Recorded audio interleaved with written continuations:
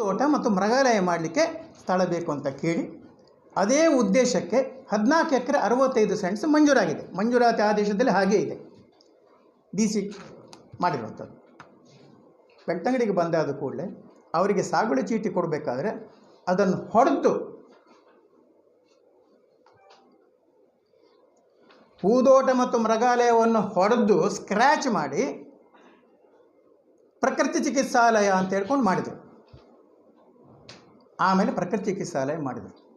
ಅನುದಾನದ ಷರತ್ತದ ಉಲ್ಲಂಘನೆ ಕಂಪ್ಲೇಂಟ್ ಮಾಡಿದ್ದೆವು. ಈಗ ಅದನ್ನು ಪುನಃ ಸರ್ಕಾರಕ್ಕೆ ತಗೊಳ್ಬೇಕು ಅಂತಕೊಂಡಾಗಿದೆ. ಅದು ಇವರಿಗೆ ಬರುವಂಥ ಹಕ್ಕು.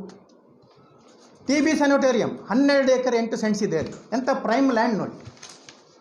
TB ಸೆಂಟರ್ ಒಳ್ಳೆಯದಲ್ಲ? ಹೌದು, ಎಸ್, ಸರ್ಕಾರ ಕೊಡಬೇಕು. ಕೊಟ್ಟಿದೆ, ಕೊಟ್ಟ ವಿಧಾನ ತಪ್ಪಿದೆ, ಅದು ಇನ್ನೊಂದು ವಿಷಯ. 6 ಎಕರೆ ಹೆಗಡೆ ಅವರ ಪರ್ಸನಲ್ ಹೆಸರಲ್ಲಿ ಕೊಡುವ ಹಾಗಿಲ್ಲ. 6 ಎಕರೆ 8 ಸೆಂಟ್ಸು ಮೆಡಿಕಲ್ ಟ್ರಸ್ಟ್ನ ಹೆಸರಿನಲ್ಲಿದೆ. ಈಗ ಅಲ್ಲಿ TB ಸ್ಯಾನಿಟೋರಿಯಂ ಇಲ್ಲ, ಸರ್ಕಾರದ ಪಾಲಿಸಿ. ಈಗ ಆ ಭೂಮಿ ಏನಾಗಬೇಕು, ಯಾರಿಗೆ ಹೋಗಬೇಕು? ನಾವು ಹೇಳೋದು ಇಷ್ಟೇ, ಆ ಭೂಮಿಯನ್ನು ಬಡವರಿಗೆ, ದಲಿತರಿಗೆ ಮನೆ ನಿವೇಶನವಾಗಿಯೋ ಅಥವಾ 1 ಎಕರೆ ಇದನ್ನು ಕೊಡಿ. TB ಸ್ಯಾನಿಟೋರಿಯಂ ಈಗ ಇಲ್ಲ, ಅವಕಾಶ ಇಲ್ಲ, ಸರ್ಕಾರವೇ ಮಾಡಬೇಕು. ಇಲ್ಲ ನಾವು ಮಧ್ಯವರ್ಜನ ಶಿಬಿರ ಎಲ್ಲ ಮಾಡಿ ಒಳ್ಳೆ ಉಪಯೋಗ ಪಡಿ, ಆಯಿತು, ಅದರ ಬಗ್ಗೆ ತಕರಾರಿಲ್ಲ. ಎಷ್ಟು ಬೇಕು ಅದಕ್ಕೆ? ಎಷ್ಟು ಬೇಕು? 25 ಸೆಂಟ್ಸ್, 50 ಸೆಂಟ್ಸ್, ಆಯಿತು, 50 ಸೆಂಟ್ಸ್ ತಗೊಳ್ಳಿ, ಬಾಕಿದು ಬಿಟ್ಟು ಕೊಡಿ. ಯಾಕೆ ಇಟ್ಕೊಂಡಿರ್ತೀವಿ? ನಾವು ಹಾಕಿದ ಹಕ್ಕೊತ್ತಾಯದಲ್ಲಿ ಈ ಒಂದು ಷರತ್ತು ಇದೆ, ಹಕ್ಕೊತ್ತಾಯ ಇದೆ. ಸರ್ಕಾರ ಅವರಿಗೆ ನೀಡಿದ ಸ್ಥಳಗಳಲ್ಲಿ ಅನುದಾನದ ಷರತ್ತುಗಳನ್ನು ಉಲ್ಲಂಘನೆಯಾಗಿದ್ದರೆ, ಬೇರೆ ಉದ್ದೇಶಕ್ಕೆ ಬಳಸ್ತಾ ಇದ್ದರೆ ಅದನ್ನು ವಾಪಸ್ ತಗೊಂಡು ದಲಿತರಿಗೆ ಕೊಡಿ, ಭೂರಹಿತರಿಗೆ ಕೊಡಿ. ಇಲ್ಲೇ ನಮ್ಮ ವಿರುದ್ಧವಾದ ಒಂದು ದೊಡ್ಡ ಪ್ರತಿಭಟನೆ ಆಯಿತು. ಇಲ್ಲಿ 10 ಎಕರೆ 15 ಸೆಂಟ್ಸ್ ಅವ್ರ ಕ್ರಾಯಕ್ಕೆ ತಗೊಂಡಲ್ಲಿ, ಇಲ್ಲೇ ಪಕ್ಕದಲ್ಲಿ 50,000 ಸೇರಿಸ್ತೇನೆ ಅಂತ ಹೇಳಿದ್ರು 10,000 ಜನ ಆಗಲಿಲ್ಲ. ಅಲ್ಲಿ 1.25 ಎಕರೆಯನ್ನು ಸರ್ಕಾರಿ ಸ್ಥಳ ಅತಿಕ್ರಮಣ ಮಾಡಿದ್ದಾರೆ. ಕಂಪ್ಲೇಂಟ್ ಮಾಡಿದ್ರು. ಸೆಪ್ಟೆಂಬರ್ 2ಕ್ಕೆ ಸರ್ವೆಗೆ ಬಂದರು. ಸರ್ವೆಗೆ ಬರುವ 2 ದಿವಸದ ಮೊದಲು ಎಂಥ ಒಂದು ಬಲವಾದ ಒಂದು ಕಾಂಪೌಂಡಲ್ಲಿ ಕಟ್ಟಿದ್ರೆ ಅಂತ ಹೇಳಿದರೆ ಅದಕ್ಕೆ ಇಡೀ 10 ಎಕರೆ 15 ಸೆಂಟ್ಸಿಗೆ ಈ 1.25 ಎಕರೆ ಸೇರಿ ರಾತ್ರಿ 2 ದಿವಸದ ಮೊದಲು ಇಡೀ ಅದನ್ನು ಡೆಮಾಲಿಷ್ ಮಾಡಿ, ಅದಲ್ಲದೆ 2 ಕಡೆಗಳಿಂದ ಅದಕ್ಕೆ ಪ್ರವೇಶವನ್ನು ಕೊಟ್ಟು, ನಾವು ಸರ್ಕಾರಿ ಸ್ಥಳದಲ್ಲಿ ಸ್ವಾಧೀನದಲ್ಲಿ ಇಲ್ಲ, ಅದು ಮುಕ್ತವಾಗಿದೆ ಅಂತ ಹೇಳ್ಕೊಂಡು ಮಾಡಿಬಿಟ್ರು. ಸರ್ಕಾರಿ ಸ್ಥಳ ಬಿಟ್ಟುಕೊಟ್ರು. ಆದರೆ ಭೂ ಕಬಳಿಕೆ ನಿಷೇಧ ಕಾಯ್ದೆ ಪ್ರಕಾರ 1 ರಿಂದ 3 ವರ್ಷ ಜೈಲಿಗೆ ಅವಕಾಶ ಇರುವಂಥ ಕೇಸ್ನಿಂದ ತಪ್ಪಿಸಿಕೊಳ್ಳಲಿಕ್ಕೆ ನನ್ನ ಸ್ವಾಧೀನ ಇಲ್ಲ ಅಂತ ಮಾಡಿದರು. ಆದರೆ ನಾವು ಅದಕ್ಕೆ ಬೇಕಾದಷ್ಟು ಎಲ್ಲ ವ್ಯವಸ್ಥೆಗಳನ್ನು ಮಾಡಿದೆವು. ಅದು ಫೋಟೋ, ವಿಡಿಯೋ ಬಾಕಿದೆಲ್ಲ ಮಾಡಿದ್ವಿ, ಸ್ಟೇಟ್ಮೆಂಟ್ಗಳನ್ನೆಲ್ಲ ಮಾಡಿದೆವು.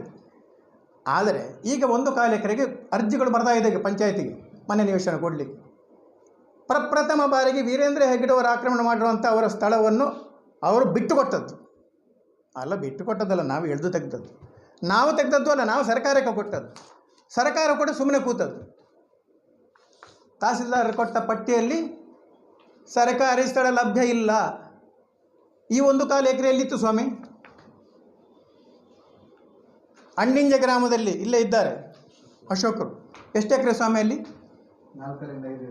4 ರಿಂದ 5 ಎಕರೆ ರಬ್ಬರ್ ತೋಟ. 20 ವರ್ಷದ ಹಿಂದೆ ಆಕ್ರಮಣ, ಮೊನ್ನೆ ಕಡಿದು ಹೊಸ ತೋಟ ಮಾಡ್ತಾ ಇದ್ದಾರೆ. ನಾವು ಸ್ಯಾಟಲೈಟ್ ಇಮೇಜನ್ನು ತೆಗೆದುಕೊಂಡು ಕೂಡ ಹಾಕಿದ್ದೇವೆ. ಹೋಗಿ ಸರ್ವೆ ಮಾಡಿ. ಅಲ್ಲಿ ಒಂದು ಗ್ರಾಮದಲ್ಲಿ 4-5 ಎಕರೆ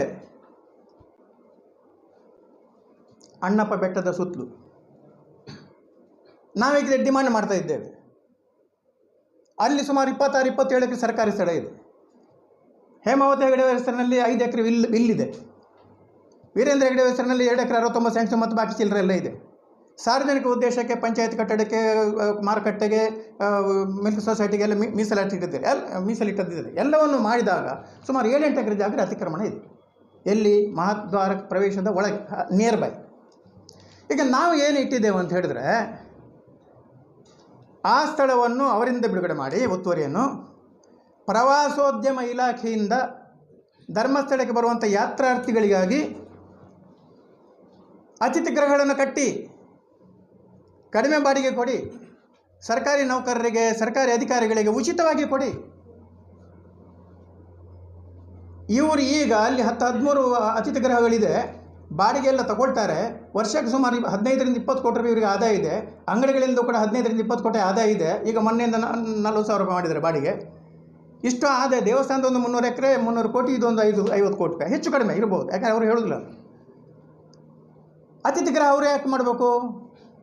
ಸುಬ್ರಹ್ಮಣ್ಯ, ಕೊಲ್ಲೂರು ಎಲ್ಲ ಕಡೆಯಲ್ಲೂ ಕೂಡ ಸರ್ಕಾರದ ಪ್ರವಾಸೋದ್ಯಮ ಇಲ್ವಾ? ಮಾಡಿ, ಕಡಿಮೆಯಲ್ಲಿ ಕೊಡಿ ಬಾಡಿಗೆಗೆ. ಒಬ್ಬರು ಖಾಸಗಿ ವ್ಯಕ್ತಿ ಯಾಕೆ ದುಡ್ಡು ಮಾಡಬೇಕು? ಮಾಡಬಾರ್ದಂತ ಕಾನೂನಿಲ್ಲ, ಅವರಿಗಿಲ್ಲ ಕಾನೂನು. ಬಾಕಿಯವರು ಮಾಡಬಾರ್ದು.